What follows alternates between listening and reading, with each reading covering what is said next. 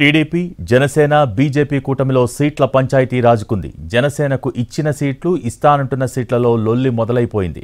ఇప్పుడు బీజేపీ కూడా సీన్లోకి వచ్చింది. టీడీపీ సిట్టింగ్ స్థానాలతో పాటు ఆ పార్టీకి గట్టి పట్టున్న స్థానాలను అడుగుతోంది బీజేపీ. ఆ సీట్లే కావాలంటూ పట్టుబడుతోంది కమలం పార్టీ. అయితే సిట్టింగ్ స్థానాలలో అభ్యర్థులను మారిస్తే టీడీపీలో గందరగోళ పరిస్థితి నెలకొనే అవకాశం ఉంది. మార్చకపోతే బీజేపీతో తంటా తప్పేట్టు లేదు. దీంతో పొత్తు సంగతేమో కానీ సీట్ల సర్దుబాటు విషయంలో మాత్రం టీడీపీ పరిస్థితి ముందు నుయ్యి వెనక గొయ్యి అన్న చందంగా మారింది.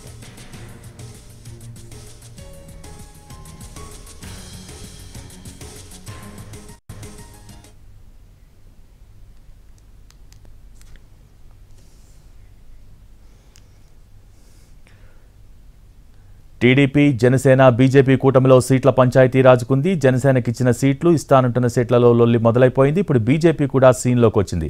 రైట్, దీనికి సంబంధించి మోర్ డీటెయిల్స్ మా ప్రతినిధి పిఎంఆర్ చంద్రశేఖర్ లైవ్ ద్వారా అందించడానికి సిద్ధంగా ఉన్నారు.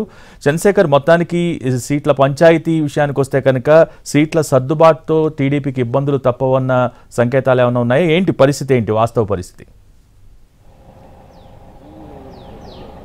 రైట్ భోగి, అటువంటి సంకేతాలు అయితే లేవు. అయితే కొన్ని సీట్ల విషయానికి వచ్చేసరికి కొంత కసరత్తు మరింత ముమ్మరంగా చేపట్టాల్సిన అవసరం ఉంది అన్న అంశానికైతే కొంత పార్టీలో కూడా చర్చ జరుగుతున్న పరిస్థితి కనిపిస్తుంది. మరీ సంక్లిష్టంగా ఉండే అవకాశాలు చాలా తక్కువగానే కనిపిస్తున్నాయి అనేది టీడీపీ చెప్తున్న వాదన. ఎందుకంటే దాదాపు 24 సీట్లకు సంబంధించి జనసేనతో పొత్తు కుదుర్చుకున్న సందర్భంలో కొన్ని స్థానాల్లో మినహా పెద్దగా ఎక్కడా వ్యతిరేకత అనేది వ్యక్తం కాలేదు. సో అక్కడ ఎక్కడైతే వ్యతిరేకత వచ్చిందో అక్కడ కూడా సర్దుబాటు చేసి కొంత సర్ది చెప్పిన పరిస్థితి నేతలు కూడా అర్థం చేసుకుంటున్న పరిస్థితి కనిపిస్తున్న నేపథ్యంలో ఇక బీజేపీకి సంబంధించిన వ్యవహారంలో సీట్ల సర్దుబాటు కావచ్చు, అభ్యర్థుల ఖరారు విషయంలో కూడా పెద్దగా ఇబ్బందులు ఉండే అవకాశాలు లేవు అనేది తెలుగుదేశం పార్టీ వర్గాల నుంచి వస్తున్న సమాచారం మేరకు తెలుస్తోంది. కానీ కొన్ని సీట్ల విషయంలో మాత్రం కొంత సంక్లిష్టత ఎదురయ్యే అవకాశం కనిపిస్తుంది. ప్రధానంగా కాళహస్తి నియోజకవర్గం నుంచి బొద్దల సుధీర్ రెడ్డి టికెట్ ఆశిస్తున్నారు. అక్కడ బీజేపీ స్థానాన్ని కోరుకుంటూ అక్కడ అభ్యర్థి కోల ఆనంద్ పేరును తెర మీదకు తెస్తున్న పరిస్థితి కనిపిస్తుంది. అలాగే రాజమండ్రి